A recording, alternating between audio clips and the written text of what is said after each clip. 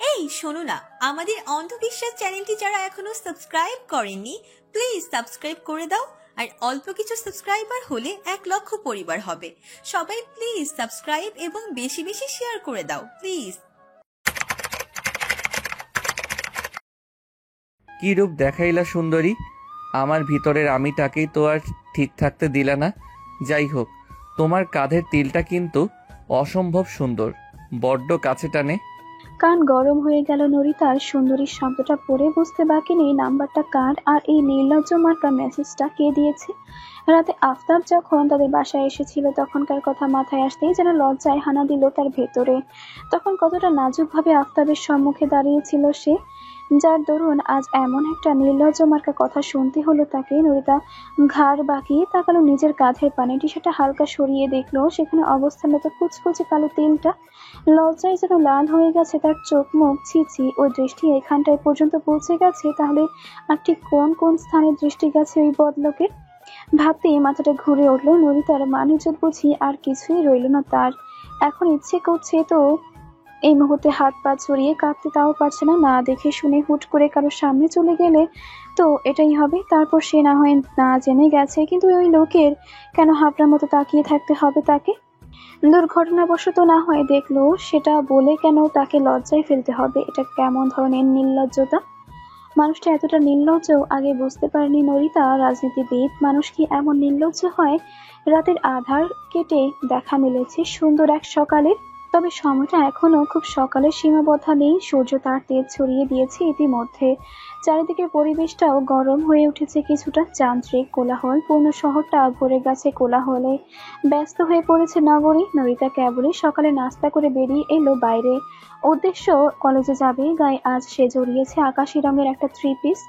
উজ্জ্বল শ্যামবর্ণ শরীরে রংটা মানিয়েছে বেশ। কাঁধে ব্যাগ চাপিয়ে, শরীরে ওড়নাটা সুন্দরভাবে মাথায় চাপিয়ে কলেজের দিকে হাঁটতে শুরু করলো নরিতা। খানিকটা পথ এগোতেই হুট করে তার পথ আগলে দাঁড়ালো রাকিব এবং জুনাইদ। আকস্মিক কাউকে পথ আটকাতে দেখে কিছুটা ভড়কে গেল নরিতা। তাকালো সামনের দিকে। রাকিব এবং জুনাইদকে দেখে কিছুটা যেন স্বস্তি পেল সে।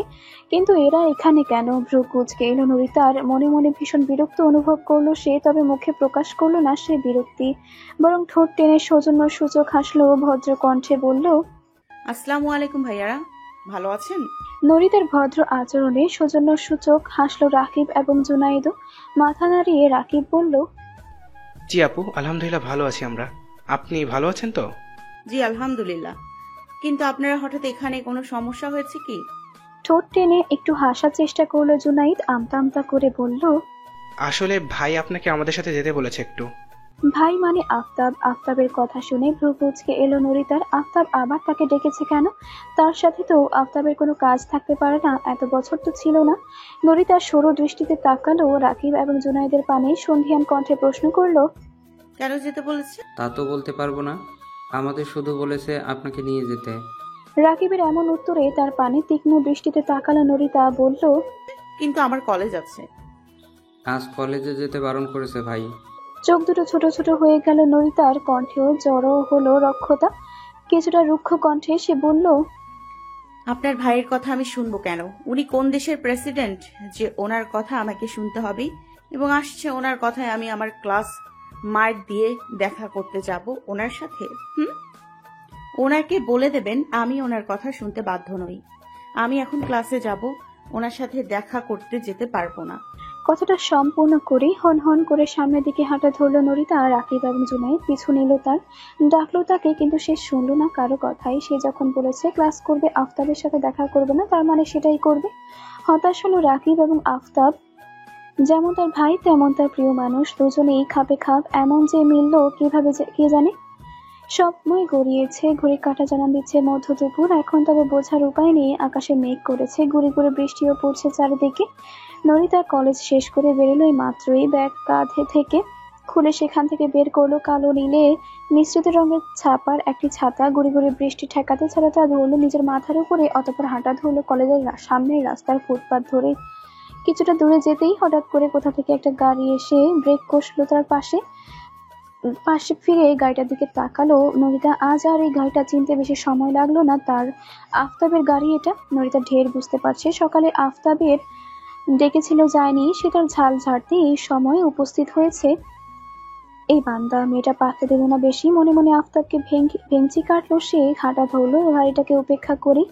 গাড়ির পাশ থেকে সামনে এক কদম দিতেই খুলে গেল গাড়ির দরজাটা। কিছু বুঝে ওঠার আগে তার হাত টানে পড়লো, হ্যাচকা টেনে বসিয়ে দেওয়া হলো গাড়ির ভিতরে সিটে। হকচকিয়ে উঠলো নরিতা, চকিত দৃষ্টিতে পাশ ফিরে তাকালো সে। ততক্ষণে আফতাব গাড়িটা স্টার্ট দিয়ে দিয়েছে, স্টিয়ারিং ঘুরিয়ে চালানো শুরু করে দিয়েছে গাড়িটা। নরিতা হতভম্ব হয়ে গেল, যেন মাত্র কয়েক সেকেন্ডে কি থেকে কি হয়ে গেল বুঝতে তার সময় লাগলো একটু। একের পর এক সব মস্তিষ্কে হানা দিতেই ফুঁসে উঠল সে, চেঁচিয়ে উঠে বলল, এ কি, কোথায় নিয়ে যাচ্ছেন আমাকে?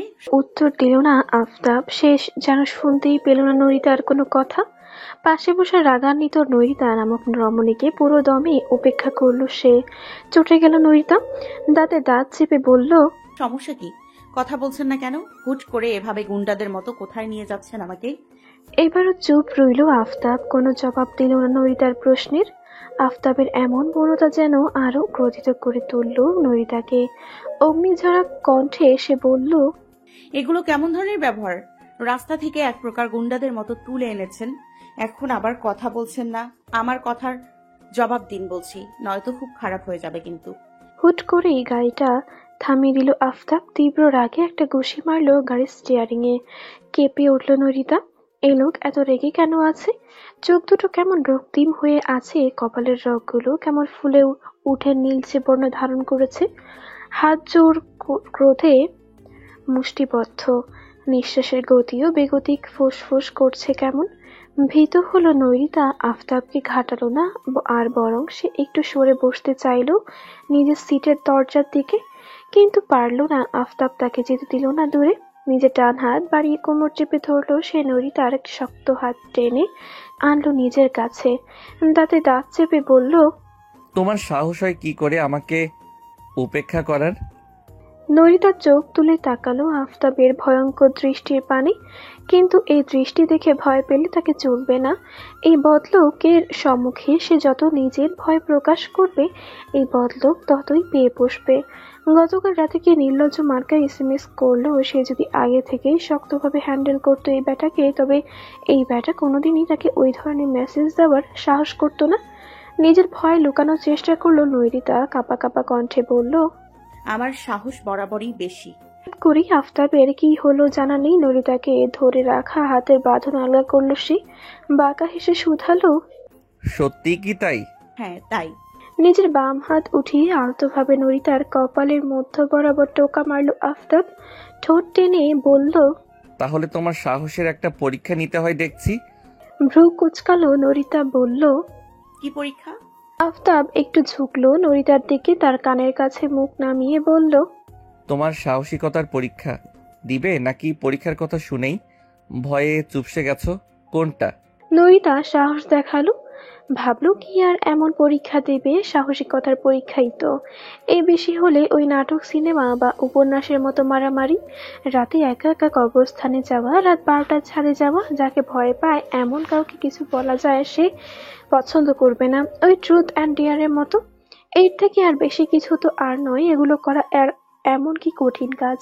এগুলো করলে আফতাব যদি তাকে সাহসী ভাবে এবং সেই সাহসিকতা দেখিয়ে এই বদপুরুষটাকে দমন করতে পারে, তাহলে সে তাই করবে। নরিতা তাকালো আফতাবের পানে বেশ দাম্ভিকতার সাথে বলল, নৈরিতা কখনো ভয় পায় না। কি পরীক্ষা দিতে হবে বলুন, আমি যে কোনো পরীক্ষা দিতে রাজি। ভেবে বলছো তো? আলবাত, আপনি শুধু বলুন কি পরীক্ষা। নরিতাকে ছেড়ে দিল আফতাব, তাকালো গাড়ির সামনের দিকে, বাঁকা হেসে বলল, আমার প্রেমিকা হতে হবে তোমাকে। সাহস থাকলে আমার সাথে সম্পর্কে জড়িয়ে দেখাও, তাও এমনি অমনি সম্পর্ক নয়, প্রেম ভালোবাসার সম্পর্ক, এবং আমাকে গ্রহণ করো তোমার প্রেমিক হিসেবে। কি রাজি? নরিতা চমকালো, ভরকালো, থমকে যে গেল যেন। কি বললো লোকটা? কি ভুল শুনেছে? নিশ্চয়ই তাই হবে, নয়তো এমন পরীক্ষা নেওয়ার কথা সে কোশমিন কালও শোনেনি। প্রেম, ভালোবাসা বা সম্পর্ক কোনো পরীক্ষার বিষয় নাকি? এগুলোর প্রতিটাই তো হলো আমাদের আবেগ বা ভেতরকার অনুভূতি। তাহলে অনুভূতি নিয়ে পরীক্ষা কিভাবে হয়? নরিতা যতদূর জানে আফতাবের রাগটা একটু বেশি হলেও যথেষ্ট বিচক্ষণ একজন মানুষ তিনি। সে অন্তত এমন একটা আবেগী অনুভূতির বিষয় নিয়ে মজা বা পরীক্ষায় যাবে না। নরিতা নিজের গান ডান হাত উচালো, সে হাতের কনিষ্ঠ আঙ্গুলের কিছুটা ঢুকিয়ে দিল কানের মধ্যে। কান খুঁচতে খুঁচতে বলল, কি বললেন? আবার বলুন তো, কি পরীক্ষার কথা বললেন? তপ্ত নিঃশ্বাস ফেললো আফতাব, ঘাড় ঘুরিয়ে তাকালো নরিতার পানে, বলল, সাহস থাকলে আমার প্রেমিকা হওয়ার পরীক্ষা দাও, যেটাকে আজকাল সহজ ভাষায় বলে গার্লফ্রেন্ড। আমার গার্লফ্রেন্ড রূপে আমার কাছে ধরা দাও, সম্পর্কে জড়াও আমার সাথে। নরিতা হতভম্ব। সে তাহলে ভুল শোনেনি। আফতাব একজন বিচক্ষণ রাজনীতিবিদ হয়েও এমন একটা পরীক্ষা কিভাবে দিল তাই বোধগম্য হচ্ছে না নরিতার। এই লোক যে তাকে এমন একটা পরীক্ষার কথা বলবে তাই কল্পনাতেও আনতে পারেনি সে। এই ব্যাটার মাথায় যে এই পরিকল্পনা ঘুরছিল জানলে সে কোনোদিনও রাজি হতো না এই পরীক্ষা নামক মার প্যাচে। চাইলে কি হুট করে এভাবে একটা সম্পর্কে চলে যাওয়া যায়? ভালোবাসা ছাড়া কি সম্পর্ক হয় কোনো? যা হয় শুধুমাত্র টাইম পাস। নরিতা এতটা বাজে মেয়ে নয় যে টাইম পাসের জন্য হুট করে একটা সম্পর্কে জড়িয়ে যাবে। যদি এমনই হতো তবে এমন অহরহ সম্পর্কে সে এতদিনে অনেক জড়িয়ে যেতে পারত। আফতাবের প্রতি তো তার মনে ভালোবাসা নামক অনুভূতি নেই একটুও। আফতাবও তাকে ভালোবাসে কিনা তাও জানা নেই, তবে এতদিনে এতটুকু সে ঠিক বুঝতে পেরেছে যে তার প্রতি ওর আফতাবের কিছুটা হলেও অনুভূতি রয়েছে। সেই অনুভূতিকে ঠিক কি বলা যায়, ভালোবাসা নাকি আকর্ষণ তা নিয়েও নিশ্চিত নয় নরিতা। তাহলে এই অনিশ্চিত ভালোবাসা নিয়ে সম্পর্ক জড়ানোটা কি ঠিক হবে ভেবে পাচ্ছে না নরিতা। নিজের সাহসিকতার পরিচয় দিতে এসে যে সে এভাবে ফেঁসে যাবে বুঝতে পারেনি। এটা এখন সাহসিকতার পরীক্ষার চেয়েও নিজের মনের পরীক্ষা বেশি মনে হচ্ছে। সে কি উত্তর দেবে আফতাবকে? রাজি হবে কি তার প্রস্তাবে? নরিতাকে কিছু না বলে চুপচাপ বসে থাকতে দেখে তার পানে ফিরে তাকালো আফতাব, কৌতুকের সুরে বলল, কি ভয় পেলে? ধ্যান ভাঙলো নরিতা, তাকালো আফতাবের মুখশ্রীর পানে, অস্ফুট স্বরে বলল, না। ভয় যখন পাওনি তবে সম্পর্কে জড়াবে আমার সাথে? নরিতা মুখ ফিরিয়ে নিল আফতাবের দিক থেকে, অন্যদিকে তাকালো সে, বলল, না। আফতাবের ঠোঁট বাঁকিয়ে হাসলো, বলল, এখান থেকেই তো বোঝা যাচ্ছে তুমি ভয় পেয়েছো কিনা। মিথ্যা কেন বলছো? তার থেকে স্বীকার করে নাও তুমি পাচ্ছ। তোমার সাহসিকতার দৌড় এই পর্যন্ত এসেই বিদায় নিয়েছে। আফতাবের এহেন কথায় শরীর যেন ঝলে উঠল নরিতার, তবুও সে সামলে নিল নিজেকে। এসব কথা মাথা গরম করে বলার নয়, এসব কথা বলতে হয় বুঝি। নরিতা বোঝানোর সুরেই বলল, দেখুন, অন্যান্য বিষয় আর সম্পর্কের বিষয়টা সম্পূর্ণ ভিন্ন। মানুষ ভালোবাসাহীনভাবে কিভাবে সম্পর্কে জড়ায় আমি জানি না, তবে আমি এমন কোনো সম্পর্কে জড়াতে চাই না যেখানে ভালোবাসা নেই। আপনি আমার অন্য পরীক্ষা নিন, এমন পরীক্ষা দিতে আমি ইচ্ছুক নই। নরিতার কথায় কপাল টান টান করলো আফতাব, সামনের দিকে তাকিয়ে বলল, কি বলতে চাইছো সরাসরি বলো। নরিতা সরাসরি অকপটে জবাব দিল। আমি ভালোবাসি না আপনাকে। ক্ষতবিক্ষত হলো আফতাবের ছোট্ট হৃদয়খানা, মনে হলো বুকের ভেতরে থাকা হৃৎপিণ্ডটা কেউ খামচে ধরেছে প্রবলভাবে, যন্ত্রণা হচ্ছে ভীষণ। প্রেয়সীর মুখে ভালোবাসি না শুনে তার প্রেমিক পুরুষের হৃদয় ক্ষতবিক্ষত হওয়াটা কি স্বাভাবিক নয়? যদিও সে আগে থেকেই জানতো এ কথা, তবু সরাসরি ভাবে নরিতার মুখের এ কথা যেন তীরের মতো বিঁধল আফতাবের হৃদয়ে। বুক চিরে দীর্ঘশ্বাস বেরিয়ে এলো তার, বুকের কষ্ট বুকেই লুকিয়ে নিজেকে সামলে নিল সে। তবে কণ্ঠে তার আগের মতো হাসি এলো না, থমথমে কণ্ঠে সে বলল, তোমাকে ভালোবাসতে বলিনি, আমাকে শুধুমাত্র সম্পর্কে জড়াতে বলেছি। ভালোবাসাহীন সম্পর্ক হয় কি? আফতাব মৃদু হাসলো, গাড়ির সিটের সাথে গা এলিয়ে বলল, আমরা না হয় একটু ব্যতিক্রমভাবে শুরু করি। শুরুটা ভালোবাসাহীনভাবে করে উপসংহারটা না হয় গভীর প্রণয়ে আবদ্ধ হয়ে শেষ করি। নরিতা বলল না কিছুই, কি বলবে সে কথা খুঁজে পাচ্ছে না সে। আফতাব হাসলো তার ছেলের হাসি, ঠোঁট বাঁকিয়ে বলল, বুঝলাম, ভয় পেয়ে গিয়েছো তুমি। এবার মেনে নাও নিজের ভয়টা। পরের বার থেকে আর এই আফতাব জোয়ারদারের সম্মুখে সাহসিকতা দেখিয়ে তাকে উপেক্ষা করার ভুল করো না মেয়ে।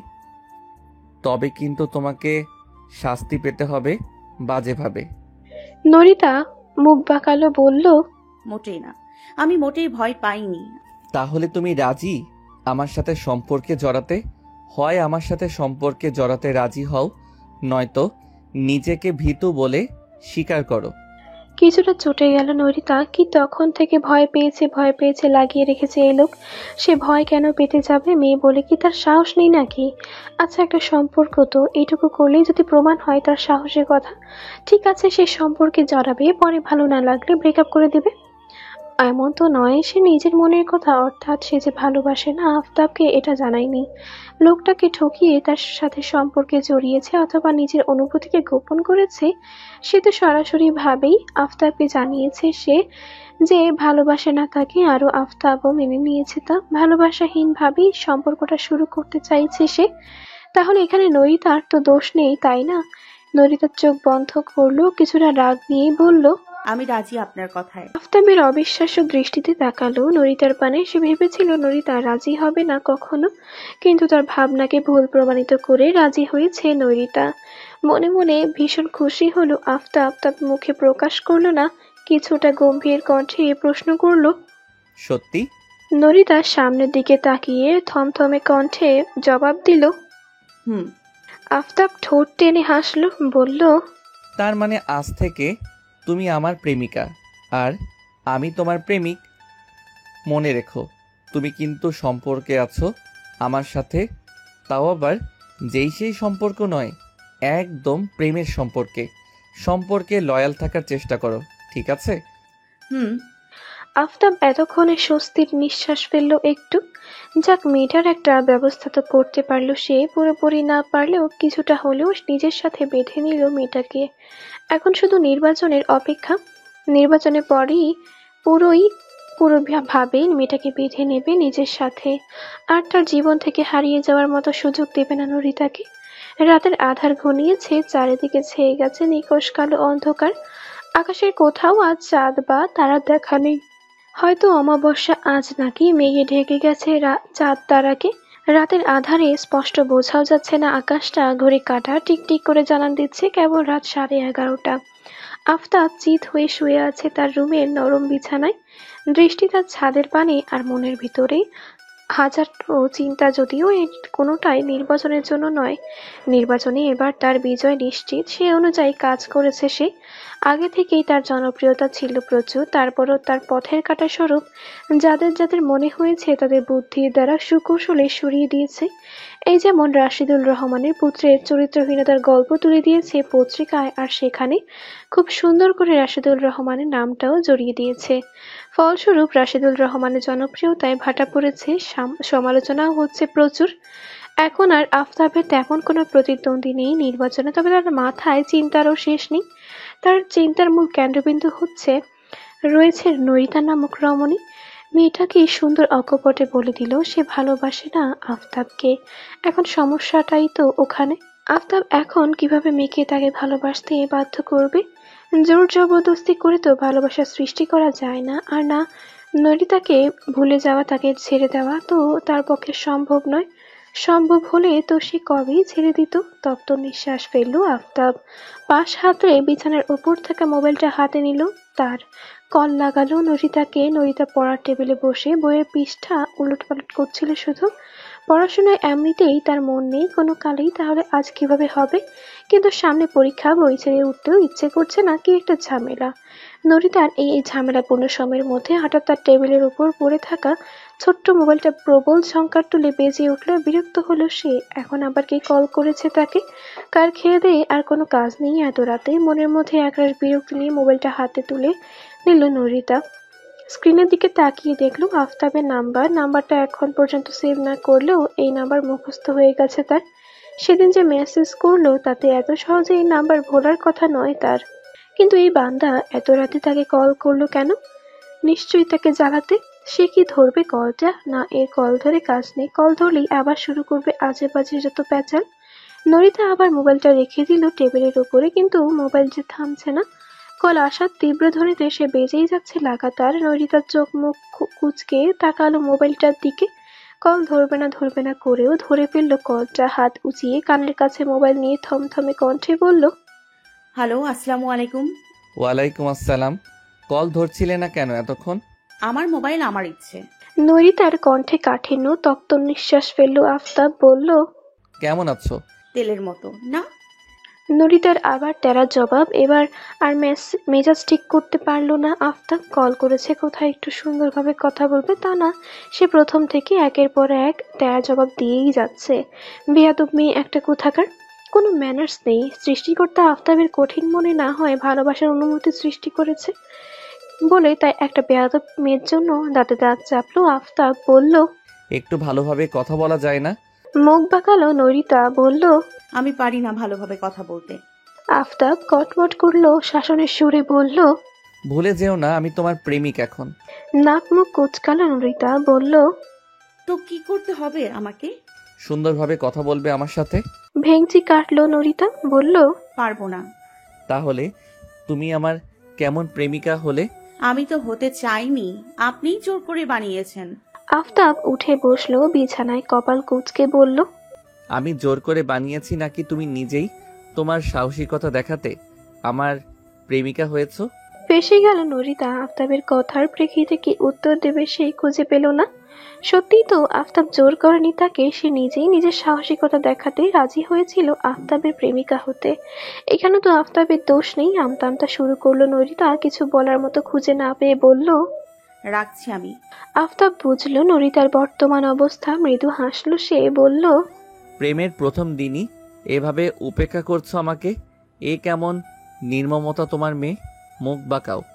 মুখ বাঁকালো নরিতা। বলল, আমি এমনই। পৃথিবী উল্টে যাবে তবু এই মেয়ের তেরা কথা যাবে না। তপ্ত নিঃশ্বাস ফেললো আফতাব। বলল, কাল কলেজ শেষে অপেক্ষা করো আমার জন্য, আমি আসবো। পারবো না। বয়ফ্রেন্ড আমি তোমার। বা আমার। কি বললে তুমি? থতমত খেয়ে গেল নরিতা। ছিছি, কথায় কথায় আফতাবের সামনে সে একই বলে ফেলল। লজ্জায় এখন মাটির সাথে মিশে তার নিজেরই ওপর নিজেরই রাগ লাগছে। মুখে কেন কোনো লাগাম নেই তার। যদি লাগাম থাকতো তবে এমন একটা লজ্জাজনক পরিস্থিতিতে পড়তে হতো না তাকে। ঢোক গিলল নরিতা, মিনমিনিয়ে বলল, না না না, কিছু না। আফতাব চটে গেল, শক্ত কণ্ঠে বলল, ভালো হতে শেখো। পরবর্তীতে যদি এমন আজে বাজে কোনো কথা শুনি থাপড়িয়ে গাল লাল করে দেব। সাথে সাথেই ফুঁসে উঠল নরিতা। মনে পড়ল তাকে মারা আফতাবের আগে দুটো থাপ্পড়ের কথা। বদলুক একটা, দাঁতে দাঁত চাপলো নরিতা। বলল, আপনি তো পারবেনই ওই থাপড়া থাপড়ি করতে, আর তো কিছু করার মুরদ নেই। আফতাব ঠোঁট বাঁকালো, দুষ্টু হেসে বলল, কাছে এসো, দেখিয়ে দেই আমি আর কি কি পারি বা পারবো। কান গরম হয়ে উঠল নরিতার। কিসব নির্লজ্জ মার্কা কথা বলছে এই লোক, মুখে কি কিছু আটকায় না এর? শেষ পর্যন্ত নরিতা কিনা এমন একজন ঠোঁটকাটা নির্লজ্জ লোকের পাল্লায় পড়ল।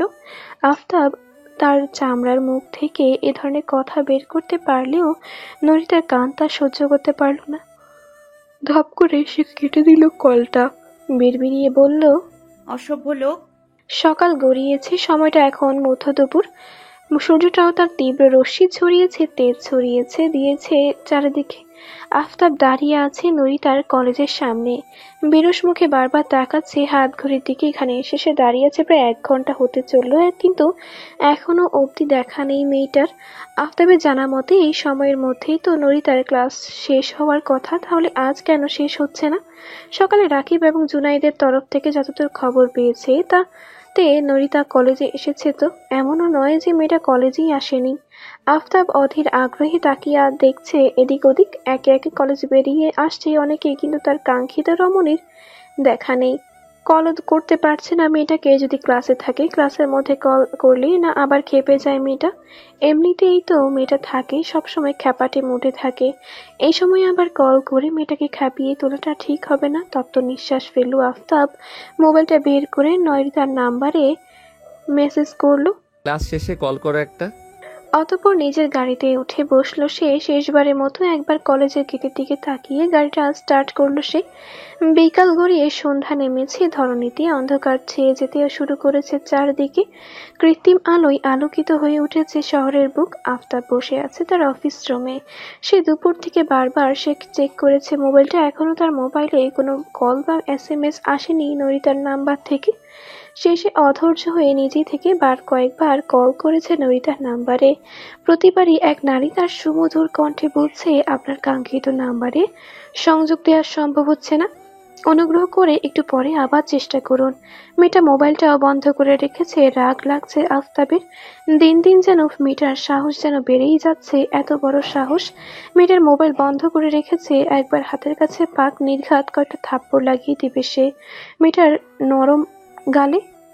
এদিকে আফতাব মরে যাচ্ছে চিন্তায়, আর সে কিনা মোবাইল বন্ধ করে রেখেছে, কিন্তু আবার মনও মানতে পারছে না মেয়েটা হঠাৎ মোবাইল কেন বন্ধ করলো। তাও এই অত সময়ের জন্য কোনো বিপদ আপদ হলো না তো নরিতার? এতক্ষণ নরিতার উপরে জমতে থাকা তীব্র ক্রোধ যেন নিমেষেই উবে গেল আফতাবের। সেখানে জায়গা করে নিল চিন্তা। চিন্তিত ভঙ্গিতে সে কল লাগালো রাকিবের নাম্বারে। সেকেন্ড কয়েক যেতেই কল ধরলো রাকিব। বলল, হ্যাঁ ভাই বলুন। আফতাবের বেশি কথা বাড়ালো না, সরাসরি বলল, তোদের ভাবি কোথায় রে? আমতা আমতা শুরু করলো রাকিব। বলল, জানি না ভাই। ভ্রু কুচকালো আফতাব। খড়খড়ে কণ্ঠে বলল, জানি না মানে কি? তোদের রেখেছি কি করতে? আফতাবের এমন খড়খড়ে বচনে কিছুটা ভয় পেয়ে গেল রাকিব। ঢোক গিলে বলল, সকালে ভাবিকে কলেজে যাওয়ার সময় দেখেছিলাম, তারপর আর তাকে দেখিনি আমরা। আফতাব গর্জে উঠল, সকালে দেখেছে, তারপর আর দেখেনি? এর মধ্যে এরা তাকে একটাবার খবর অবধি দেওয়ার প্রয়োজন মনে করলো না? এদের তাহলে টাকা দিয়ে সে রেখেছে কিসের জন্যে? আফতাব ধমকে উঠল রাকিবকে। বলল, আমাকে আগে কেন বলিসনি? আমাকে কল করে কেন জানতে হলো? আফতাবের ধমকে কেঁপে উঠল রাকিব। ভাই যে ভীষণ রেগে গেছে তা বুঝতে আর সময় লাগেনি একটু। আর ভাইয়ের রাগ যে কতটা ভয়ঙ্কর তাও জানে। এখন নিজেদের বাঁচানো জরুরি, নয়তো ভাই আজ কেটে তাদের বুড়িগঙ্গায় ভাসিয়ে দেবে। এমনিতে নরিতার বিষয়ে তাদের ভাই বরাবরই খুবই সচেতন। রাকিব দ্রুতই নিজেদের সপক্ষে সাফাই দিতে শুরু করে বলল, ভাবি সকালে বাড়ি থেকে বের হয়ে কলেজে গেল, আমরা তখন তার পিছু পিছুই ছিলাম। সে কলেজে ঢুকলে আমি আর জুনায়েদ একটু নির্বাচনের কাজে গিয়েছিলাম। ভেবেছিলাম ভাবির কলেজ শেষ দিকে যাব। সময় ধরে ভাবির কলেজ শেষ হওয়ার সময়তে গেলেও ভাবির দেখা পাইনি। ভেবেছিলাম হয়তো আমাদের আসতে দেরি হয়েছে, ভাবিও বাসায় চলে গেছে হয়তো, তাই আর বিষয়টা নিয়ে ঘাটাঘাটি করিনি বেশি। আফতাব রেগে গেল আরো। হুঙ্কার দিয়ে বলল, তোদের আমি নির্বাচনের কাজে যেতে বলেছি। তোদের কাজ শুধু আমার বউকে দেখে রাখা। সকাল থেকে মেয়েটার খোঁজ নেই, আর তোরা কিনা এখনো বসে আছিস হাত পা গুটিয়ে। একটাবার আমাকে জানানোর প্রয়োজন অবধি মনে করলি না? একটু থামলো আফতাব, দাঁতে দাঁত চেপে বলল, তোদের আমি পরে দেখছি, আগে আমি আমার বউ খুঁজে পাই। রাকিব বলতে চাইলো কিছু, কিন্তু পারলো না। আফতাব নিজের কথা শেষ করে কলটা কেটে দিল। কেমন অস্থির অস্থির লাগছে তার। মেয়েটা গেল কোথায়? মনের কোণে হাজারো অলক্ষণে চিন্তা ডানা বাঁধতে শুরু করেছে যেন। মোবাইলটা স্ক্রল করে সে খুঁজতে লাগলো নরিতা বাড়ির কারো নাম্বার, কিন্তু পুরো মোবাইলে হাজার খুঁজেও নরিতা আর নীরব সাহেব ছাড়া আর কারো নাম্বার খুঁজে পেল না সে। নরিতার নাম্বার তো বন্ধ, আর নীরব সাহেবের শহরের বাইরে, তাকে কল দিয়ে তো আর লাভ হবে না। হৃদয়ে যেন ঝড় উঠেছে আফতাবের। মস্তিষ্ক ফেটে যেতে চাইছে চিন্তায়। বারবারই মনের কোণে উকি দিচ্ছে মেয়েটার কিছু হয়নি তো? বেশি দেরি করলো না তো আফতাব? দ্রুতই তার অফিস থেকে বেরিয়ে গাড়ি নিয়ে ছুটলো নরিতার বাড়ির দিকে। 30 মিনিটের পথ শেষ করলো 20 মিনিটে। হন্তদন্ত হয়ে সিঁড়ি বেয়ে উঠলো নরিতার ফ্ল্যাটের সামনে। ব্যস্ত হাতে সে চাপলো দরজার কলিং বেলটা। সেকেন্ডের মাথায় খুলে গেল দরজাটা। দরজাটা খোলার জন্যই আগে থেকে দরজার পেছনে অধীর আগ্রহে দাঁড়িয়েছিল কেউ। আফতাব তাকালো ভেতরের দিকে। চোখ পড়ল রজনী বেগম। ভীষণ মুখশ্রী, যেন কেঁদেছে একটু আগেই। আফতাব উদ্বিগ্ন হলো, কিছু হয়েছে কি? নয়তো রজনী বেগম কাঁদছেন কেন? আফতাব উদ্বিগ্ন কণ্ঠে প্রশ্ন করলো, আন্টি, আপনার চোখ মুখ এমন দেখাচ্ছে কেন? কিছু হয়েছে কি? আঁচলে মুখ চাপলেন রজনী বেগম। ডুকরে কেঁদে উঠলেন তিনি। কেঁদে কেঁদে বললেন, নৈরিতা। নরিতার নামটা শুনে আফতাব উদ্বিগ্ন হলো আরো। নিঃশ্বাস যেন আটকে গেল তার। নরিতার কিছু হয়েছে কি? হৃদস্পন্দনের গতি বেড়ে গেছে আফতাবের। কোনো রকম নিজেকে সামলে কাঁপা কাঁপা কণ্ঠে এসে প্রশ্ন করলো, নৈরিতা কোথায় আন্টি? কিছু হয়েছে কি ওর? কান্না থামালেন রজনী বেগম। ধরা গলায় বলল, সেই সকালে বেরিয়েছে মেয়েটা, এখনো বাড়িতে ফেরেনি। মোবাইলটাও বন্ধ বলছে। কোথায় গেছে মেয়েটা জানি না। ওর বাবাও বাড়িতে নেই যে। আমি কি করব ভেবে পাচ্ছি না। ওর চেনা জানা বন্ধু বান্ধব যাদের নাম্বার আমার কাছে ছিল সবাইকে কল করেছি, কেউ সন্ধান দিতে পারেনি। সবার ভাষ্যমতে কলেজ শেষে প্রতিদিনের মতোই কলেজ থেকে বেরিয়ে গেছে ও, কিন্তু বাড়িতে ফেরেনি এখনো। তোমার নাম্বারটা ও খুঁজে পাচ্ছিলাম না যে কল করব। মেয়েটা গেল কোথায় আমার? ও ঠিক আছে তো? ওর কোনো বিপদ আপদ ঘটেনি তো? কথাটা বলেই আঁচলে মুখ চেপে আবারও কেঁদে উঠলেন রজনী বেগম। থমকে গেল আফতাব। নরিতাকে পাওয়া যাচ্ছে না মানে কি? গেল কোথায় মেয়েটা? বর্তমানে দেশের যা অবস্থা তাতে মেয়েদের বিপদে পড়ার ঘটনাটা যেন খুব সহজ। তাছাড়া শহরে বুকে সড়ক দুর্ঘটনার বিষয়টাও যেন সাধারণ বিষয় হয়ে দাঁড়িয়েছে। রাস্তাঘাটে প্রতিদিন অহরহ মানুষ দুর্ঘটনার শিকার হচ্ছে। অনাকাঙ্ক্ষিত কিছুর চিন্তায় হৃদয় কেঁপে উঠল আফতাবের। না, নরিতার কিছু হতে পারে না। নরিতা যেখানেই আছে সুস্থ আছে। সে বেঁচে থাকতে নরিতার কিছু হতে পারে না। রাস্তাঘাটে প্রতিদিন অহরহ মানুষ দুর্ঘটনার শিকার হচ্ছে। অনাকাঙ্ক্ষিত কিছু চিন্তায় হৃদয় কেঁপে উঠল আফতাবের। না, নরিতার কিছু হতে পারে না। নরিতা যেখানেই আছে সুস্থ আছে। সে বেঁচে থাকতে নরিতার কিছু হতে পারে না। আফতাব দ্রুতই পকেট ঘেঁটে নিজের মোবাইলটা বের করলো, কল লাগালো। চেনা জানা এই মুহূর্তে প্রয়োজনীয় সকল ব্যক্তিকে নরিতাকে খুঁজতে চারদিকে লোক লাগিয়ে দিল মিনিট খানেকের মধ্যেই। অতঃপর নিজেও বেরিয়ে গেল গাড়ি নিয়ে। শহরে কৃত্রিম আলোয় সজ্জিত রাস্তাগুলোতে নরিতাকে খুঁজতে লাগলো হন্যে হয়ে। কোথাও দেখা নেই মেয়েটার। আশেপাশের সকল হাসপাতাল এবং পুলিশ স্টেশনে খোঁজ নেওয়া হয়েছে তার। কোথাও হদিশ মেলেনি নরিতার। আর এত বড় শহরে সেও বা আর কোথায় খুঁজবে মেয়েটাকে? চিন্তায় মাথা ফেটে যাচ্ছে আফতাবের। মেয়েটা যেতে পারে কোথায়? আশেপাশে কোথাও সড়ক দুর্ঘটনা ঘটেছে তেমন তথ্যও তো পায়নি। মেয়েটা অন্য কোনো বিপদে পড়েনি তো? কেউ তুলে নিয়ে যায়নি তো? অথবা রাস্তাঘাটে কোনো বখাটের উৎপাতে? আজকাল তো কোনো কিছুই অসম্ভব নয়। রোজ পত্রিকা খুললেই দেখা মেলে এমন অহরহ ঘটনার। না, আর ভাবতে পারছে না আফতাব। হৃদয়টা বিক্ষুব্ধ হয়ে উঠেছে ক্রমশ। গলা যেন শুকিয়ে আসছে তার। মনের মধ্যে আজে বাজে সব চিন্তার উৎপাত শুরু করেছে। এই আজে বাজে চিন্তার মধ্যেই আফতাবের মাথায় হঠাৎ আরেকটি চিন্তা এলো। এটাকে অবশ্য চিন্তা বলা যায় না, বুদ্ধি বলা যায়। আফতাব দ্রুতই নিজের মোবাইল হাতে নিল, কল করলো সাইফকে। সেকেন্ডের মাথায় কলটা ধরলো সাইফ। ব্যস্ত কণ্ঠে বলল, ভাই ভাবিকে পেয়েছেন? আফতাবও সময় ব্যয় করলো না বেশি। অস্থির কণ্ঠে সে বলল, না, এখনো পাইনি। তোরা এক কাজ কর, নৈরিতার কলেজে যা। কলেজের সকল সিসিটিভি ফুটেজ এবং আশেপাশের সিসিটিভি ফুটেজগুলো চেক কর। দেখ সন্দেহজনক কিছু পাস কিনা। আমি আসছি এখনই। কথাটা বলেই কলটা কেটে দিল আফতাব। সাইফকে আর কিছু বলার সুযোগ দিল না। নিজের মোবাইলটা পাশের সিটে ছুঁড়ে ফেলে গাড়ি গড়িয়ে নিল নরিতার কলেজের দিকে। খানিক সময় বাদেই আফতাব গিয়ে পৌঁছালো নরিতার কলেজে। সাইফ, রিফাত, রাকিব আর জুনাইদ সেখানে আগে থেকেই দেখছিল সিসিটিভি ফুটেজগুলো। আফতাবও গিয়ে বেশি সময় ব্যয় না করে যোগ দিল তাদের সাথে। বেশ অনেকক্ষণ তারা সবাই খুঁটিয়ে খুঁটিয়ে দেখলো সিসিটিভি ফুটেজগুলো, কিন্তু তেমন কোনো সন্দেহজনক কিছুই পাওয়া গেল না সেখানে। হতাশ হলো সবাই। আফতাবের কপালে চিন্তার ভাঁজ গাঢ় হলো। মেয়েটাকে এখন সে খুঁজবে কি করে? কোনো রকম ক্লু ছাড়া এভাবে এত বড় শহরে কাউকে খুঁজে পাওয়া কি সম্ভব? আফতাব ভেবেছিল এখান থেকে অন্তত কিছু একটা পাবে সে, কিন্তু পেল না। আবারও বিভিন্ন চিন্তা হানা দিল তার ছোট্ট মস্তিষ্কে। আফতাবের চিন্তার মধ্যেই চেঁচিয়ে উঠল জুনায়েদ। মনিটর স্ক্রিনের দিকে নিজের ডান হাতের তর্জনী আঙুল তাক করে বলল, ভাই ভাই, এই দেখুন ভাবি। জুনায়েদের কথা শুনে চমকে উঠল সবাই। ব্যস্ত হয়ে সকলে তাকালো মনিটর স্ক্রিনের দিকে। কলেজের পার্শ্ববর্তী একটি সিসিটিভি ফুটেজ। এটা ফুটেজে দেখা যাচ্ছে গেল নরিতা প্রতিদিনের মতোই ক্লাস শেষ করে কলেজ থেকে বেরিয়ে কলেজের সম্মুখে দাঁড়িয়েছে প্রথমে। এরপরে এদিকে ওদিকে তাকিয়ে একটু সামনের দিকে হেঁটে গিয়ে দাঁড়ালো। বলল হয়তো আফতাব আসার অপেক্ষা করছিল সে। আফতাব মনিটরের এক কোণে ভেসে ওঠা সময়টার দিকে তাকালো। দুপুর 2:35 দেখাচ্ছে। আর আফতাব নরিতার কলেজে এসে পৌঁছেছিল দুপুর 2:50 দিকে। অর্থাৎ সে পৌঁছানোর আগে 15 মিনিট আগে সিসিটিভি ফুটেজ এটা। ভাগ্যিস কলেজের সামনে এসে ঘড়ি দেখেছিল সে, তাই সঠিক সময়টা মনে আছে তার। আফতাব আবার চোখ সরিয়ে তাকালো নরিতার পানে। তখন ঠিক দুপুর 2:40। নরিতা দাঁড়িয়ে আছে ওই একই স্থানে একইভাবে। হঠাৎ একটি মাইক্রোবাস এসে দাঁড়ালো নরিতার পাশ ঘেঁষে। মুহূর্তের মধ্যেই কিছু বুঝে ওঠার আগেই গাড়ির ভেতরে থেকে কিছু ছুঁড়ে মারলো নরিতার দিকে। নরিতার সময় নিল না বেশি, মুহূর্তের মধ্যেই কেমন ঢলে পড়লো। নরিতা ঢলে পড়তেই মাইক্রোবাস থেকে বেরিয়ে এলো 4টা ছেলে। প্রতিটি ছেলের মুখ কালো কাপড়ে আবৃত থাকায় এরা কারা বোঝা গেল না। ছেলে 4টা গাড়ি থেকে নেমেই বেরিয়ে এসে ঢুলতে থাকা নরিতাকে ধরলো, চারদিক থেকে টেনে টেনে গাড়িতে তুললো, অতঃপর গাড়ি স্টার্ট করে চলে গেল নিমিষেই। সবটা দেখে যেন কলিজা মোচড় দিয়ে উঠল আফতাবের। সে যতই সাহসী হোক না কেন, নিজের প্রিয় কোনো মানুষের বেলায় সে সাহস যেন হারিয়ে যায়। ভেঙে পড়ল আফতাবের হৃদয়, বিষাদে ছেয়ে গেল। নিশ্চয়ই তার কোনো শত্রুরাই এই কার্য করেছে।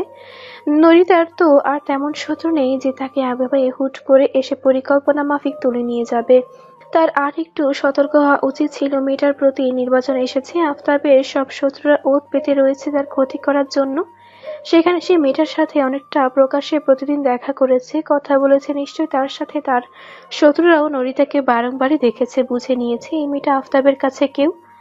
রাজনীতিবিদ মানুষ আফতাব, চারিদিকে শত্রুর অভাব নেই। সবটা জেনেও সে কিভাবে নির্বুদ্ধি তার মতো এমন একটা কাজ করলো, মেয়েটাকে জনসম্মুখে নিজের শত্রুদের সামনে নিয়ে এক প্রকার তাদের সাথে পরিচয় করে দিয়েছে সে দিনের পর দিন। নিজের ওপর নিজেরই এখন রাগ লাগছে। আফতাবের ইচ্ছে করছে নিজের গানে নিজে কষিয়ে দু চারটা থাপ্পড় মারতে। কিন্তু এরা কারা ছিল? আফতাবের শত্রুর তো অভাব নেই, এরা ঠিক কার লোক? আফতাব ভাবতে লাগলো, মানিক মিয়া তার সাথে এই মুহূর্তে শত্রুতা করবে না, আর শত্রুতা করলে তার বিপদ বাড়বে বই কমবে না। তাছাড়া মানিক মিয়া তার সাথে শত্রুতা করেও লাভ নেই কোনো। জনসমাজে তার জনপ্রিয়তা নেই বললেই চলে। তবু এই বয়সে এসে শুধুই নাচতে নাচতে কিছু টাকা খরচের জন্য ভোটে দাঁড়িয়েছে সে। আর বাকি রইল রাশেদুল রহমান। হ্যাঁ, সে হতে পারে কিছুদিন আগে তার ছেলে রনির ঘটনা নিয়ে আফতাবের উপর যথেষ্ট আক্রোশ রয়েছে, এবং ইতিমধ্যে সে একবার আফতাবের অসুস্থতার সুযোগ নিয়ে তার দলের ছেলেপুলেদের দিয়ে মারামারিও লাগিয়েছিল। আফতাবের কেমন যেন রাশেদুল রহমানকেই সন্দেহ হচ্ছে বেশি, কারণ এই মুহূর্তে এই লোক ছাড়া তার বড় কোনো শত্রু নেই। আফতাবের ভাবনার মধ্যেই হঠাৎ প্রবল ধ্বনিতে মোবাইলটা বেজে উঠল তার। আফতাব তাকালো তার হাতের মুঠোবন্দি মোবাইলটার দিকে। অপরিচিত একটা নাম্বার ভেসে উঠেছে স্ক্রিনে। কে হতে পারে এই নাম্বারের মালিক? আফতাব বেশি না আর কলটা ধরলো সে। মোবাইলটা নিল, কানের কাছে ভদ্র কণ্ঠে বলল, আসসালামু আলাইকুম। ওপাশ থেকে শোনা গেল রাশেদুল রহমানের ফুরফুরে কণ্ঠস্বর। বেশ রসিয়ে রসিয়ে সে বলল, ওয়ালাইকুম সালাম মিস্টার আফতাব জোয়ারদার, কেমন আছেন? আফতাবের সন্দেহ সত্য প্রমাণ হলো। এই রাশেদুল রহমানই তুলে নিয়ে গেছে নরিতাকে। আফতাব এখন এই ব্যাপারে নিশ্চিত, নয়তো প্রতিপক্ষের কাছে এভাবে এখন কল করতো না, তাই না? আফতাব ফুঁসে উঠল, দাঁতে দাঁত চেপে বলল, প্রতিপক্ষের কাছে নিশ্চয়ই কেমন আছি বা না আছি তা জানতে কল করেননি আপনি।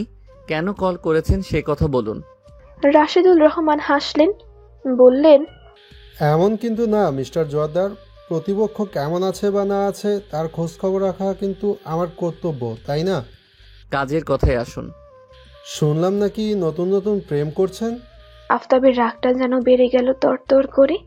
একে তো সব জেনে শুনে নরিতাকে অপহরণের মতো একটা ঘৃণ্য কাজ করেছে, তার উপর আবার নাটক করছে। কিন্তু এই মুহূর্তে সে কিছুতেই নিজের রাগটা প্রকাশ করতে চাইছে না। আফতাব নিজের রাগকে দমানোর বৃথা চেষ্টায় নামলো সে। চোখ দুটো বন্ধ করে নিল আফতাব।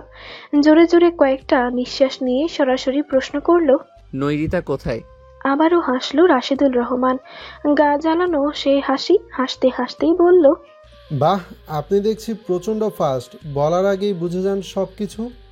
এবার আর নিজেকে ধরে রাখতে পারল না। আফতাব হিসিয়ে উঠল। সে বলল, এতক্ষণ বয়সে বড় বলে সম্মান দেখিয়েছি তোকে, কিন্তু তুই তো সম্মানের যোগ্যই নস। তোর কপাল ভালো, তুই এখন আমার হাতের বাইরে। নয়তো তোকে যদি এই মুহূর্তে হাতের কাছে পেতাম তাহলে সোজা মাটিতে পুঁতে দিতাম শালা।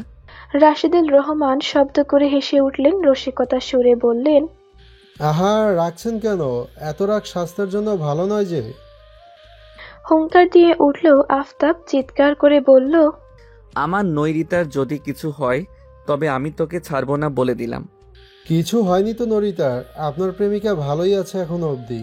কথাটা বলে একটু থামলেন। রাশেদুল রহমান সন্ধিহান কণ্ঠে বললেন, কিন্তু কতক্ষণ ভালো থাকবে সে কথা বলতে পারছি না।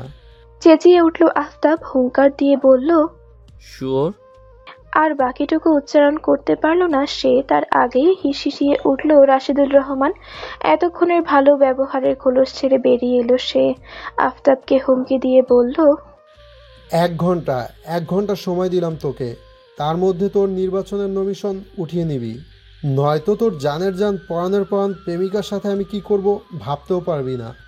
আফতাব রেগে মেগে বলতে চাইলো, কিন্তু কিছু পারলো না। তাকে কোনো কথা বলার সুযোগ না দিয়ে কলটা কেটে দিল রাশিদুল রহমান। মেজাজ বিগড়ে যেন আসমানে উঠে গেছে। আফতাবের চোখ দুটো রক্তিম বর্ণ ধারণ করেছে ইতিমধ্যেই, কপালের রগগুলোও নীলচে বর্ণ ধারণ করে ফুলে উঠেছে। দুই হাতে নিজের চুলগুলো খামচে ধরে বসে পড়লো নিচে। আজ যা হচ্ছে সবটা তার জন্য। সে কেন আরেকটু সতর্ক হলো না? সে যদি আরেকটু সতর্ক হতো তাহলে আজ রাশিদুল রহমান এমন একটা কাণ্ড ঘটাতে পারতো না কিছুতেই। কিন্তু এখন তো নরিতাকে খুঁজবে কিভাবে রাশিদুল রহমান? তাকে নরিতার খোঁজ তো অবশ্যই দিবে না। লোকটা কোথায় নিয়ে নরিতাকে আটকে রাখতে পারে তার কোনো ক্লু এখন অব্দি তাদের হাতে আসেনি। এই মুহূর্তে রাশিদুল রহমানের কোনো দুর্বলতাও হাতে নেই আফতাবের যে সেখানে আঘাত করে সে নিজে জেনে নেবে নরিতার কথা। অথচ আফতাবের হাতে সময় আছে মাত্র 1 ঘন্টা। এর মধ্যে হয় তাকে নমিনেশন তুলে নিতে হবে, নয়তো নরিতাকে খুঁজে নিতে হবে, বের করতে হবে, নয়তো রাশিদুল রহমান যে কোনো কিছু করে ফেলতে পারে মেয়েটার সাথে। এ লোককে বিশ্বাস নেই কোনো। অথচ আফতাবের হাতে সময় আছে মাত্র 1 ঘন্টা। এর মধ্যে হয় তাকে নমিনেশন তুলে নিতে হবে, নয়তো নরিতাকে নিজে খুঁজে বের করতে হবে, না হয় রাশিদুল রহমান যে কোনো সময় যে কোনো কিছু করে ফেলতে পারে মেয়েটার সাথে। এই লোককে বিশ্বাস নেই একদম, যে একটা মেয়েকে এভাবে দিন দুপুরে লোক দিয়ে তুলে নিয়ে যেতে পারে, সে সব কিছুই করতে পারে। না না, আফতাব নরিতাকে নিয়ে ঝুঁকি নিতে পারবে না কোনো। এমন নির্বাচন তার জীবনে হয়তো আরো আসবে যাবে, বয়সটাও খুব বেশি নয় তার, যে সামনে নির্বাচনে দাঁড়ানোর মতো শক্তি বা সামর্থ্য থাকবে না। সে চাইলে বা সামনের বার আবারও নির্বাচনে দাঁড়াতে পারবে, কিন্তু নরিতা নামক নারীকে যদি সে একবার নিজের জীবন থেকে হারিয়ে ফেলে তাহলে আর কোনোদিন ফিরে পাবে না তাকে। তার পৃথিবীর সবকিছু একদিকে আর নরিতা একদিকে। নরিতার জন্য আফতাব এই পৃথিবীটাই তো ছাড়তে পারে, সেখানে নির্বাচন আর এমন কি। হঠাৎ উঠে পড়ে দাঁড়ালো আফতাব, কিছু একটা ভেবেই তাকালো সাইফের দিকে, ব্যস্ত কণ্ঠে বলল, ইয়াসিন অফিসে আছে এই মুহূর্তে, না থাকলে আসতে বল, আমি এক্ষুনি ওর অফিসে যাব একবার। মাথা চুলকালো সাইফ। এ বৈরী পরিবেশে আবার ইয়াসিন কেন? ইয়াসিন তো তাদের দলের কেউ। ও তবে আফতাবের সাথে সম্পর্ক খুব ভালো, আর ছেলেটা কম্পিউটার বা টেকনোলজির দিক থেকে বেশ আগানো, আর কি একটা অফিসে যেন কাজ করে, সে নামটাও মনে নেই। কিন্তু এই মুহূর্তে এই কম্পিউটার বা টেকনোলজি কি কোনো কাজে আসবে তাদের বোধগম্য হলো না সাইফের। এদিকে তাদের ভাবিকে পাওয়া যাচ্ছে না, আর এদিকে ভাই ছুটছে ইয়াসিনের কাছে। তাদের আগে কি নরিতাকে খোঁজার প্রয়োজন নয়? মেয়েটা যদি হয়ে যায় কিছু। সাইফেরও চিন্তা হচ্ছে বেশ। আফতাবের হাবভাব ঠিক বুঝতে না পেরে সাইফ তাকে প্রশ্ন করলো, কেন ভাই, ইয়াসিনকে দিয়ে কি হবে? আফতাব তীক্ষ্ণ দৃষ্টিতে তাকালো সাইফের পানে, থমথমে কণ্ঠে বলল, এত প্রশ্ন করিস না তো, যা বলেছি তাই কর। আফতাবের তীক্ষ্ণ দৃষ্টির সম্মুখে তাকে আর কোনো প্রশ্ন করার সাহস পেল না সাইফ, শুধু মিনমিনে কণ্ঠে বলল, আচ্ছা। আফতাব দেরি করলো না বেশি। কিছু সময়ের ব্যবধানে সাইফ, রিফাত, রাকিব এবং জুনায়েদকে নিয়ে পৌঁছালো ইয়াসিনের অফিসে। ইয়াসিন সেখানে আগে থেকে অপেক্ষা করছিল।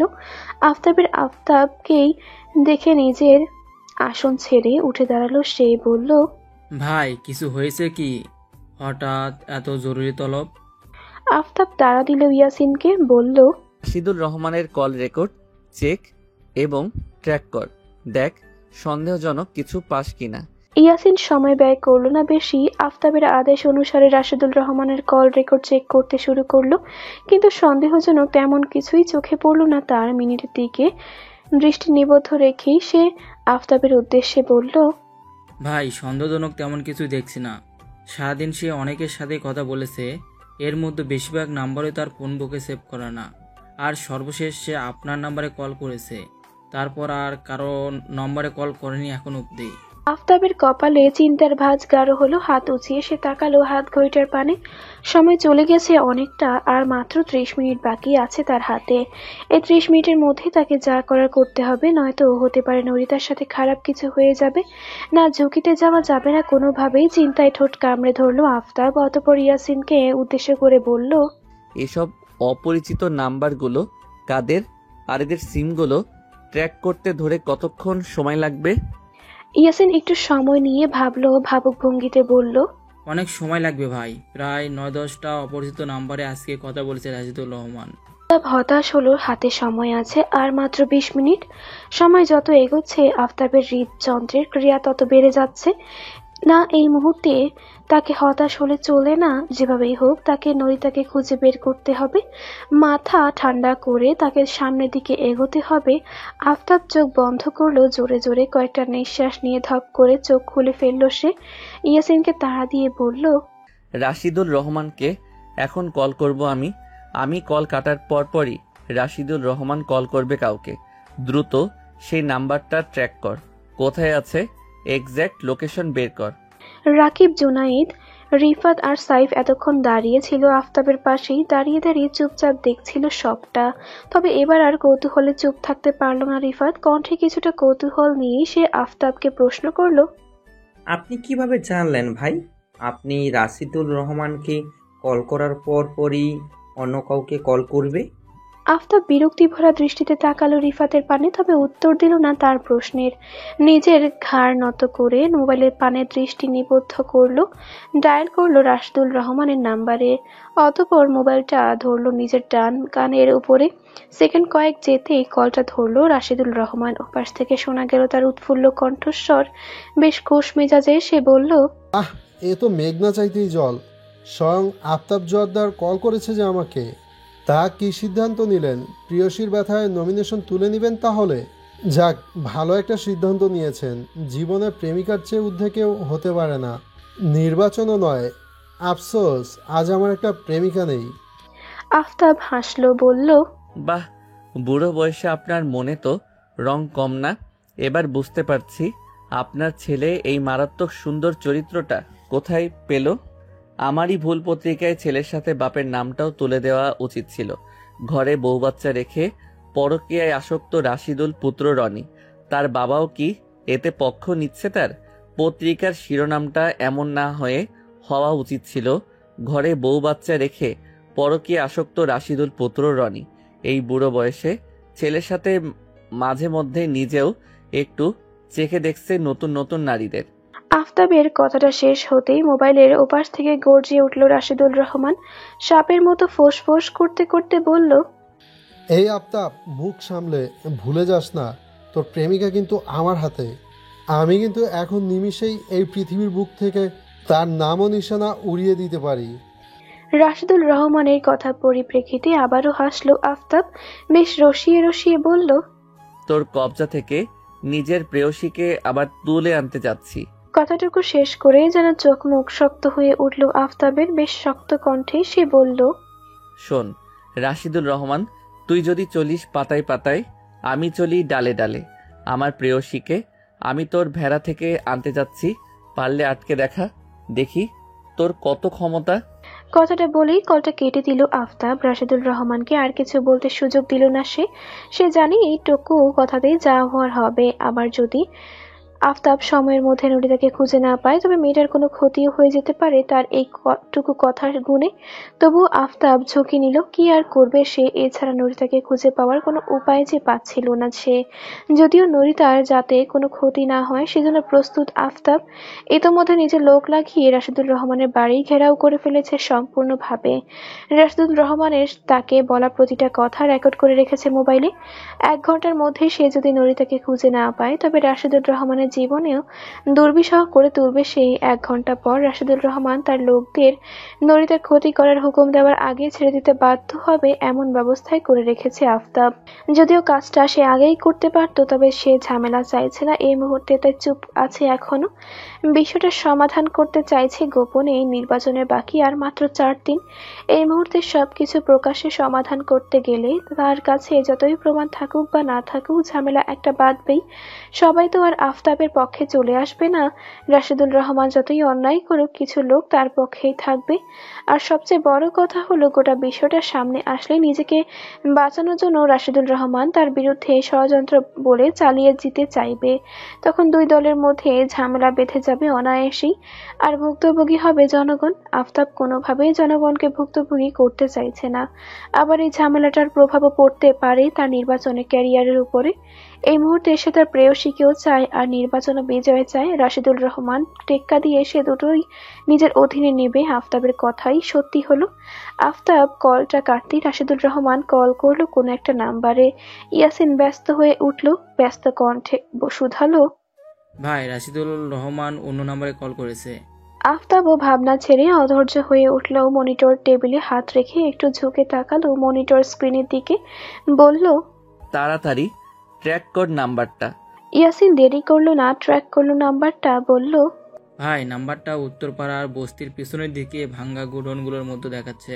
আফতাব তাকালো সাইফের পানে, ব্যস্ত ভঙ্গিতে বলল, দ্রুত বাইক রেডি করে গাড়িতে গেলে সময় লাগবে বেশি, আর তাছাড়া গাড়ি ওই বস্তির অলিতে গলিতেও গাড়ি ঢুকবে না।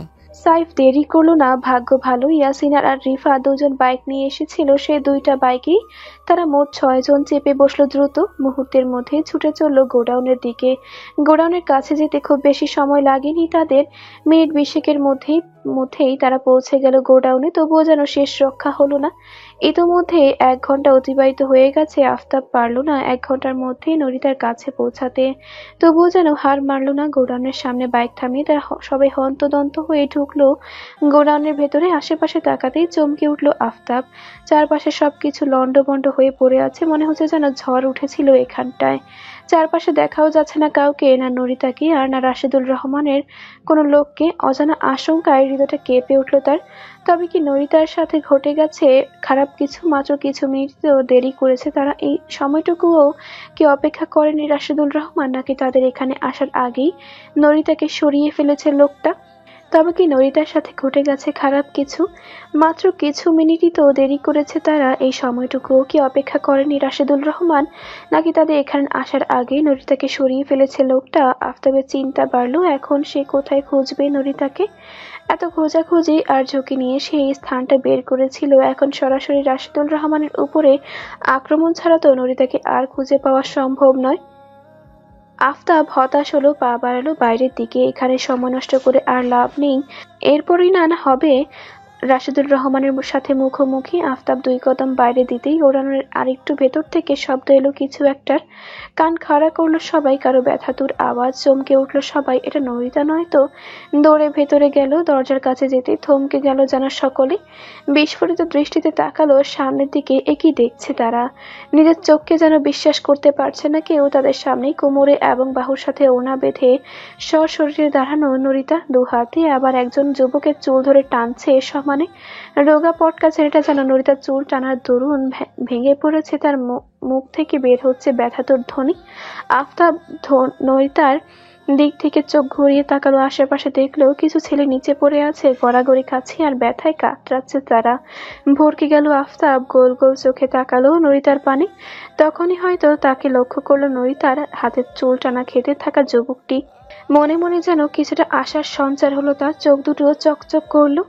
নরিতার হাতের চুলের ওপর অত্যাচার সহ্য করতে করতে ব্যথাতুর ভঙ্গিতে সে ডাকলো আফতাবকে, বলল, আফতাব ভাই বাঁচান আমারে, দোহাই লাগে আপনার, বাঁচান আমারে। আফতাবের নামটা শুনে কিছুটা চমকালো নরিতা। তড়িৎ গতিতে পেছন ফিরে তাকালো সে। দেখতে পেল আফতাব আর তার দলকে। সাথে সাথে যুবকটির চুলে নিবদ্ধ থাকা হাত দুটো আলগা হলো তার। এই সুযোগ এবং এই সুযোগের সদ্ব্যবহার করতে ভুলল না যুবকটি। নরিতার হাত থেকে ছুটে দৌড়ে গিয়ে ঝাঁপিয়ে পড়ল আফতাবের 2 পায়ের উপর। 2 হাতে তার পা জড়িয়ে কাতর কণ্ঠে বলল, ভাই বাঁচান আমাদের, একে নিতে এসেছেন নিশ্চয়, দয়া করে যত তাড়াতাড়ি সম্ভব নিয়ে যান এটাকে। একটু থামলো যুবকটি, অতঃপর আবারও ব্যস্ত কণ্ঠে বলল, কথা দিচ্ছি ভাই, আমরা মরলেও আর এটাকে তুলে আনবো না কোনোদিন। কোটি টাকা দিলেও এই কাজ আর করবো না। সেই একবারে আমাদের বিশাল শিক্ষা হয়ে গেছে ভাই। আফতাব অবাক না হয়ে পারছে না। বিস্ময়ে যেন বনে গেছে সে। চাইলেও উত্তর দিচ্ছে না কোনো। শুধু গোল গোল চোখে তাকিয়ে আছে নরিতার পানে। নরিতা কি এদের খুব জ্বালিয়েছে, মেরেছে এদের? নয়তো এরা এভাবে চিৎকার হয়ে পড়ে রয়েছে কিভাবে? আর যদি মেরেই থাকে তাহলে একলা মেয়ে মানুষ হয়ে এতগুলো পুরুষকে কিভাবে সম্ভব? আফতাবকে এভাবে তাকিয়ে থাকতে বিরক্ত হলো নরিতা। নিজে 2 হাত দিয়ে কোমর আর বাহুর সাথে বাঁধা ওড়নাটা খুলতে খুলতে বলল, এখন আসার সময় হয়েছে আপনার? শুধু শুধু আমাকে কষ্ট করে এতগুলো গর্ধবকে সাইজ করতে হলো। আফতাব হকচকালো কিছুটা। এই মুহূর্তে তার ঠিক কি বলা উচিত ভেবে পাচ্ছে না সে। এই যেন আজ নরিতার নতুন এক রূপ উত্থাপন হলো তার সম্মুখে। মেয়েটির যে রূপ সে কখনো কল্পনাতেও আনেনি। আফতাবকে এবারও কোনো কিছু না বলে চুপ থাকতে দেখে বিরক্তি বেড়ে গেল নরিতার। বিরক্তিতে নাক মুখ কুঁচকে সে বলল, ওভাবে হাদার মতো তাকিয়ে আছেন কেন? সমস্যা কি? ভরকালো আফতাব আমতা আমতা করে বলল, এ কিভাবে সম্ভব? নরিতা সরু দৃষ্টিতে তাকালো আফতাবের পানে, বলল, আমি তাইকোয়ান্ডো প্রশিক্ষণ নিয়েছিলাম। কথাটা বলেই একটু থামলো সে। তীক্ষ্ণ দৃষ্টিতে তাকালো রাকিব এবং জুনায়েদের পানে, থমথমে কণ্ঠে বলল, কেন এই দুটোকে তো আমার পেছনে জোকের মতো লাগিয়ে রেখেছেন সর্বক্ষণ। এ দুটো বলেনি আপনাকে? হকচাকালো রাকিব এবং জুনাইদ। তার মানে নরিতা কি আগে থেকে জানতো তাদের কথা? ঢোক গিলল জুনাইদ, বলল, আপনি জানতেন আগে থেকে? আগে জানতাম না, তবে প্রায় আপনাদের পিছু নিতে দেখেছি। প্রথমে আমার ধারণা ভুল ভেবে উড়িয়ে দিলেও কিছুদিন হলো নিশ্চিত হয়েছি। রাকিব এবং জুনাইদ অবশ্য তাকে নরিতার তাওকান্দো প্রশিক্ষণ নিয়ে বলেছিল একবার, কিন্তু আফতাব কথাটা গায়ে মাখেনি ততটা। নরিতার এমনিতেই স্বভাব আছে কোনো জিনিসের প্রতি একটু টান খুঁজে পেলেই সেই জিনিসের প্রতি মরিয়া হয়ে ওঠে, কিন্তু কয়েকদিন পর আবারও যে লাউ সে কদু। আফতাব ভেবেছিল এই তাওকান্দোর ব্যাপারটা হয়তো তেমনই, কয়েকদিন একটু দৌড়ে ঝাঁপিয়ে যাবে, তায়াকুয়ান্দো শিখতে যাবে, তারপর একটু করতেই কষ্ট করতে হলেই ছেড়ে দেবে। কিন্তু এবার যে নরিতা হাল না ছেড়ে পুরোপুরিভাবে তায়াকুয়ান্দো শিখে একদম পারদর্শী হয়ে উঠবে তা কি জানতো? আফতাব গলা খাকারি দিল, নরিতার পানে তাকিয়ে বলল, এখন বাড়ি চলো। আন্টি চিন্তা করছে অনেক। নরিতা দুই হাত উপরে তুলে হাই তোলার ভঙ্গিমা করলো, বলল, হ্যাঁ চলুন, খিদে পেয়েছে খুব। এই শয়তানগুলো সারাদিন কিছু খেতে দেয়নি আমাকে, তার উপর শরীরের কতটা শক্তি বিসর্জন দিয়ে এইগুলোকে সাইজ করেছি বলুন তো। নরিতার কথা শেষ হতেই এক প্রকার চিল্লিয়ে উঠল তার হাতে অত্যাচারিত হওয়া রোগা পটকা যুবকটি। নরিতার বলা বাক্যের তীব্র প্রতিবাদ জানিয়ে সে বলল, ভাই মিথ্যে বলছে, খাইয়েছি। সেই খাওয়ার জন্য এর হাত খুলে দিয়ে তো আমাদের এখন এই অবস্থা।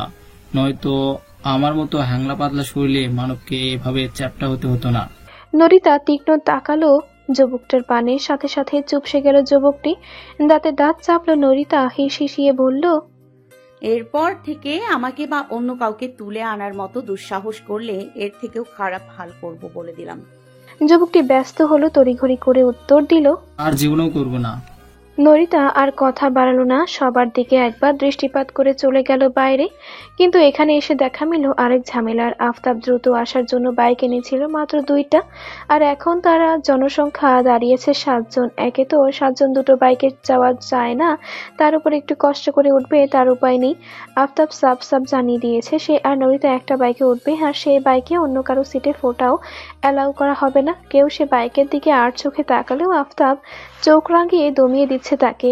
তার কথা হলো সে আর নরিতার মধ্যে কোনো কাবাব মে হাড্ডিকে সে চায় না মোটেই।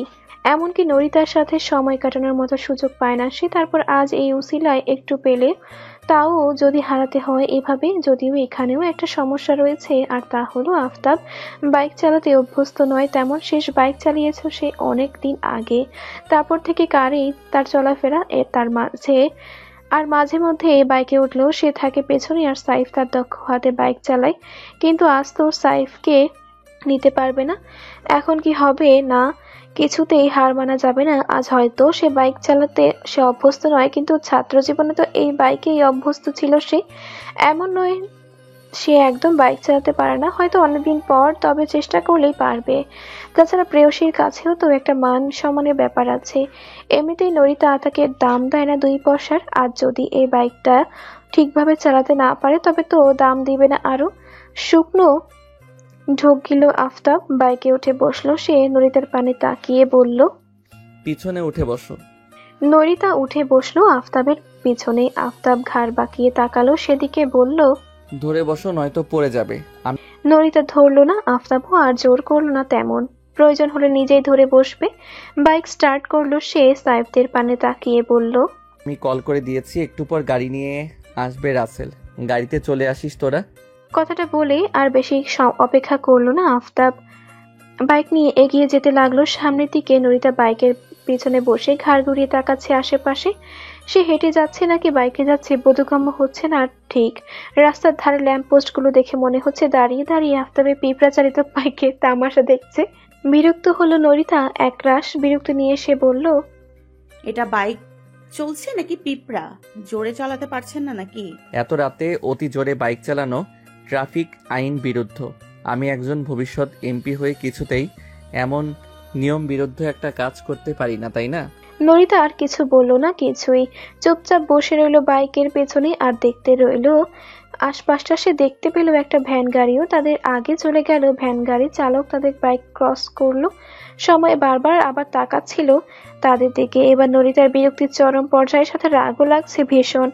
এমনি সারাদিন বাড়ির বাইরে খিদে পেয়েছে, নিজের রাগকে আর নিয়ন্ত্রণ রাখতে পারল না সে।